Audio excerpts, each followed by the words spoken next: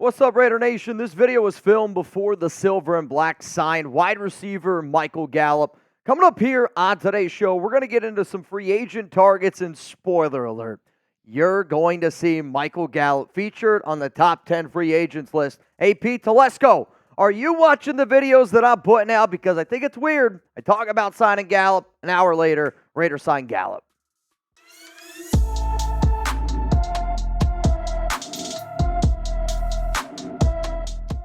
Raider Nation, what's going on? It's Mitchell Renz here, host of the Raiders Report. And coming up on today's show, we're going to be looking at the top 10 NFL free agents. I want Antonio Pierce and Tom Telesco to pick up the phone, try to give them a call, see if they'll join the Silver and Black after the 2024 NFL Draft. If you're wondering, Mitch, well, what are the Raiders at salary cap now that the draft is in the books? As it stands right now, the Silver and Black are at $18.6 million. Again, this is a projection. This is after the 8 players that they drafted. Also, it's important to note that the Silver and Black, they're going to get an extra $24.1 million after June 1st because of the Jimmy Garoppolo post-June 1st cut designation. And the Silver and Black have 3 open roster spots. You got 88 players on your team, but because they have David Ogoa, the International Pathway Program player, right now the Raiders are allowed to sign 3 players to their current roster. When you look at the picks that they had in the 2024 NFL draft class, this team decided to go offense early. They went best player available in Brock Bowers, Jackson Powers-Johnson.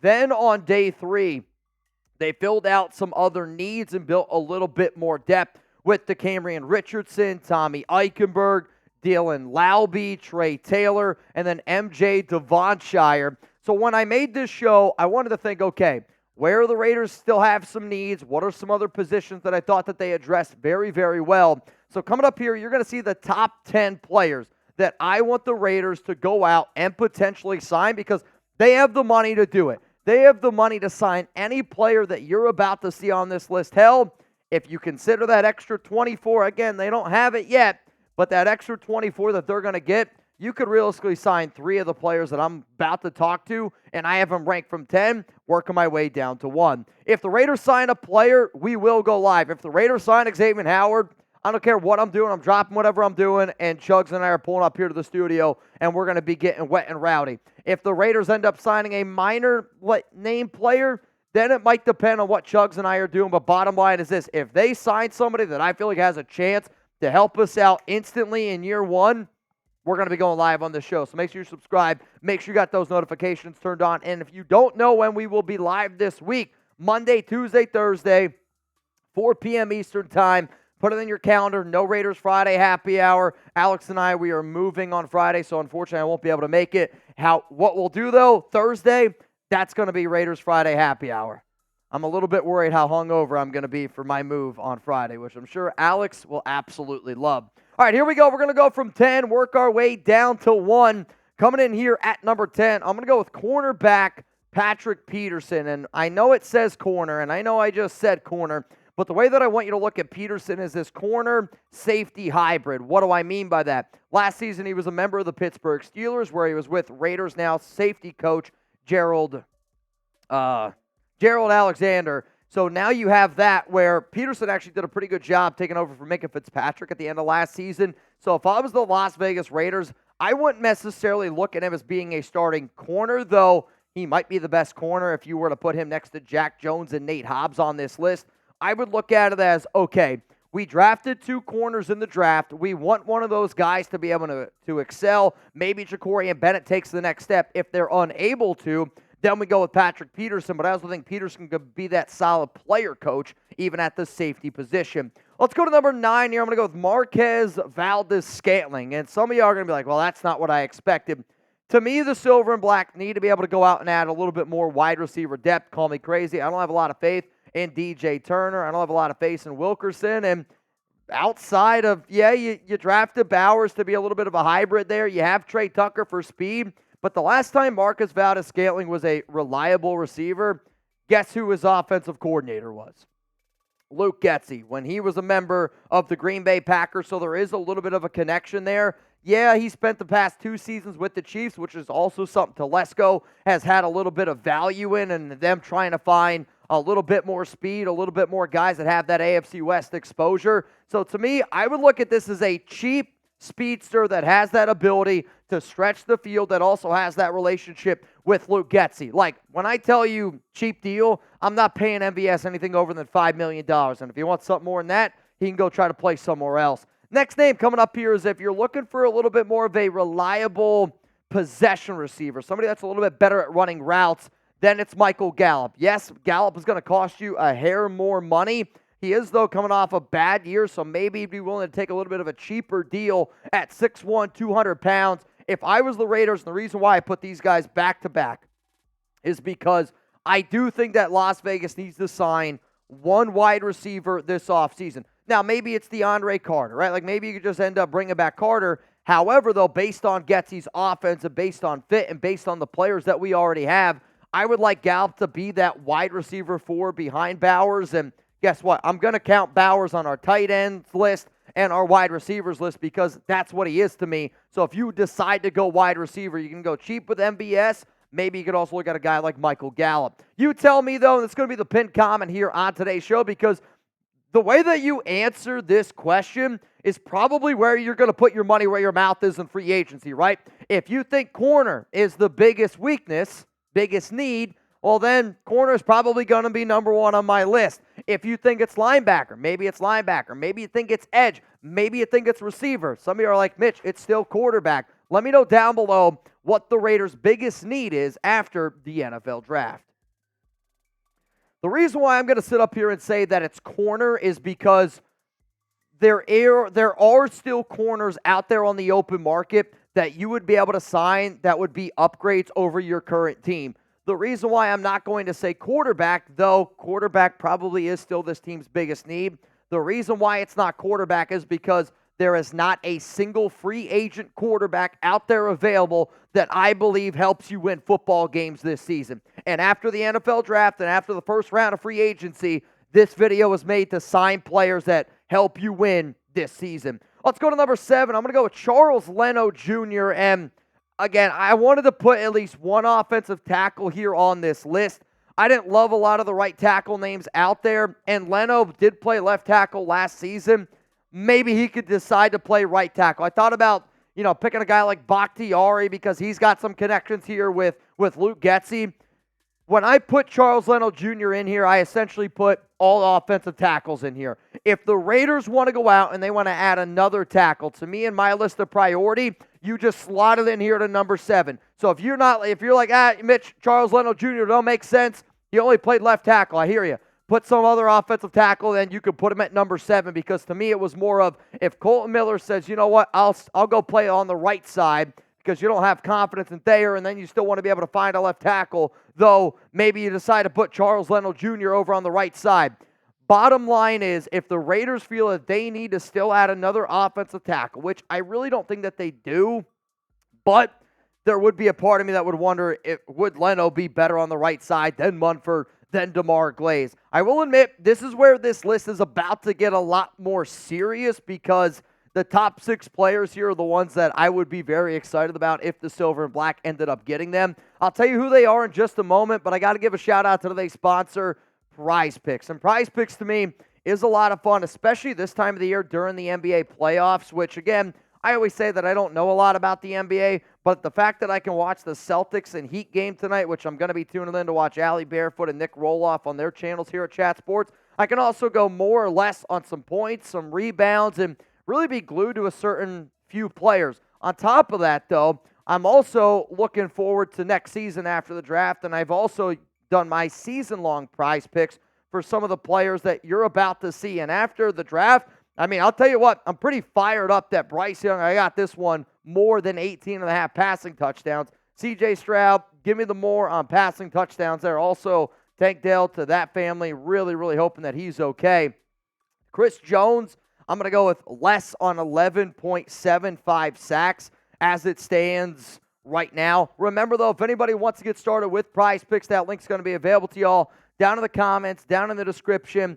All you got to do, because Prize Picks is America's #1 fantasy sports app, go to prizepicks.com/CLNS and make sure that you use code CLNS for a first-time deposit match up to $100. Pick more, pick less. It is really that easy. Let's go to now number 6 here on our list, Emmanuel Ogbah. I will also say that the silver and black just waived safety Tyreek Jones. So now instead of having only 3 players to sign, now the Las Vegas Raiders can technically add 4 players to their roster. So depending on when you watch this video, just keep that in mind. Emmanuel Ogbah is the next name I'm going to throw in here. And kind of just like what I said about Charles Leno Jr., if you want to add an edge because you feel like that this team needs to add an edge, I would slot them in at number 6 in terms of the priority list. For Ogbah, he makes my list, and he's going to be the only edge that you see on today's show, is because he does have connections with Christian Wilkins, Adam Butler, John Jenkins. He also played with, obviously, the Dolphins, has those ties with Rob Leonard when Rob Leonard was the Miami Dolphins defensive line coach.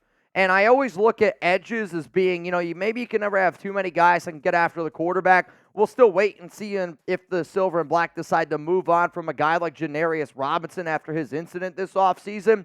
But because you can never have too many edge rushers, Ogbah, even if you had to give him like $7-8 million per year, the Raiders have the financial flexibility in order to do that. So one of the things that I would look at is potentially signing a guy like Ogbah. Let's go to number 5 here. It's Justin Simmons at safety. If the Raiders want to sign a safety, the only safety that I am considering is Justin Simmons. Now, why am I saying that?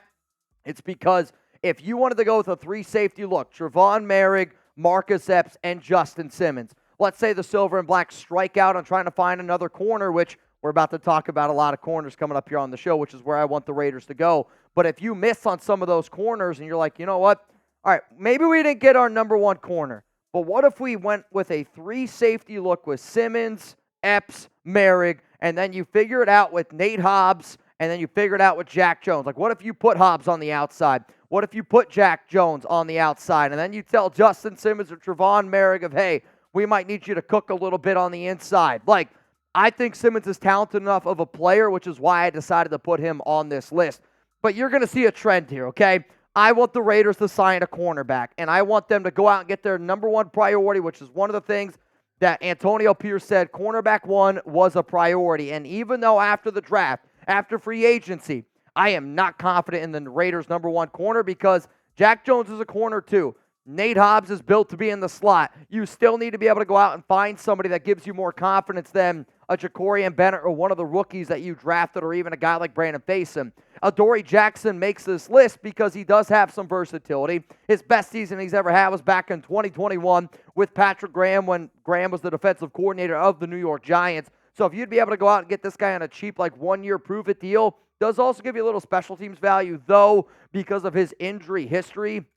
I do not think that they line him up in any way, shape, or form as a special teams type of player. So if you could add Adoree Jackson, I would have more confidence in Jackson than Jacorian Bennett. And because of some of the other players that we drafted, I know Jackson has battled a lot of injuries. You sign him, and if he gets hurt, then you're hoping that your depth can take over a little bit. If he doesn't get hurt, it's a 1-year cheap deal, and I think that you're really, really going to like what Jackson can bring to this team. Before I get into my top 3, remember, I want you to interact with Jeremy Chugs and I on social media. I'm at Mitchell Renz 365 everywhere. Jeremy's at Jeremy Chugs on Twitter and at Jeremy_Chugs on Instagram. Both of our links are available to you guys down in the description of today's show. Let's go to number 3 here. It's Steven Nelson. A little bit more of a veteran corner, like age 30, 31 years old. And if you don't want to take the risk on somebody like Jackson because of the injuries, you want to go with somebody that's, a little bit safer in terms of going to be out there, going to be able to go out there and compete. And again, I get it. It's the NFL. Anybody can get hurt. But this guy's played basically 15, 16 games for the past 5 seasons. The past 3 seasons has played over 1,000 snaps, has played in multiple different defensive schemes. 63 tackles, 4 INTs last season. Could be a physical player. I will admit, doesn't really give me like great number 1 cornerback vibes. Steven Nelson would be another good cornerback too. Like, imagine if I told you Jacoby Myers was the Raiders wide receiver 1. You'd be like, I don't love it, but Jacoby's a good receiver. That's what Steven Nelson is. Don't love it as a number 1 corner, but he is a good corner. That's why he's number 2. If you're the Las Vegas Raiders and you're legit about putting your money where your mouth is, this is where this show begins. Stephon Gilmore at corner. He might be the best player out there that the Raiders could sign for a need. It's probably Gilmore. If I'm looking at this as a one-year deal of the best combination of good ceiling, safe floor. Gilmore is up there in age, but he's still playing at a high level. 68 tackles last season, 13 PBUs, 2 interceptions. Probably gets a deal somewhere around $8 to $10 million per year. I would foresee that that's only going to be a one-year deal. Now, the reason why that I said this is where this gets serious is because I do think the next player has a higher ceiling, but he also has a lower floor, and his name is Xavien Howard. He's got the ties with Patrick Graham. His best seasons that he's had as an NFL pro, 15 interceptions in 2 seasons, came with Gerald Alexander as the Miami Dolphins DB coach. Xavien Howard has more ties with this Raiders coaching staff and players than maybe any other player out there in free agency. Can Howard be a dog? Absolutely. Can he be a number 1 corner? Can you put him on an island? Abso-freaking-lutely. Does he have injury concerns? Yes, he does. But if you were to tell me, Mitch, are you confident in the Raiders rookies that they drafted in Devonshire and Richardson? I like those players. Then you got Ja'Cory Bennett. Maybe he can materialize into something. If you're really, really confident in those 3 young players that in the right situation, they can succeed, go get yourself a guy like Xavien Howard. Hopefully he's out there healthy. Hopefully he can help materialize some of these other younger players in there. But Xavien Howard is the number 1 player that the Raiders need to sign after free agency. I gave you my answer. What is your answer? I want to know down below, because at this point, I'm looking for a guy that takes this roster to that next level. Like, I'm not just trying to find a player that's like, all right, yeah, like this might help us win a game. No, I'm looking for somebody that can be a day 1 starter. Stephon Gilmore, day 1 starter. Xavien Howard, day 1 starter. We did not get the corner, I think, that we initially wanted, because also there was a big run of offensive linemen in this draft. But I also think that the Raiders decided to just put corner a little bit lower on their rankings list because of how many good corners are still out there on the open market right now. If you enjoyed today's show, shout out to all of y'all. Again, make sure you're subscribed. Make sure you got those notifications turned on. And I saw a few people like, well, Mitch, you're so confident saying that there's not a quarterback that's out there that's better. There's not. I would say right now these are the top 5 quarterbacks available. Ryan Tannehill, Trevor Siemian, P.J. Walker, Blaine Gabbert, A.J. McCarron. No disrespect to all these guys on here. No, there's not a single guy on this list that I think would be better than Gardner Minshew right now. You might be able to make an argument that Ryan Tannehill is better than Aidan O'Connell. I think that you could make that argument. But if I got to pick between Tannehill and Gardner Minshew, I'm taking Gardner Minshew every single day and twice again on Sunday. The only quarterback, okay, the only QB that I think might legitimately be able to help you is retired. And whether or not he decides to return to the NFL or not, I've also said that Minshew is the better quarterback in the regular season. I would be lying to say that if we make the playoffs and Tom Brady goes, I want to play for the Raiders, I'm going to have more confidence in TB12 than Minshew, than Aidan O'Connell. Again, I only wanted to find players that I thought could help us compete. The only QB that I think has actually a chance, because he said he'd be open to the idea of coming out of retirement and that he'd be open to playing with the Raiders, Tom Brady would be the only quarterback name I think at this point you could even say, yes, that's the guy that we should sign this offseason. The thing is, I don't see it happening. So one more time here are the top 10 Raiders free agent targets after the 2024 NFL Draft. If I'm a man that's going to put my money where my mouth is, I'm going corner. I'm looking to build and find a number 1 corner for this team. So Stephon Gilmore, Xavien Howard, come on down to the Las Vegas Raiders.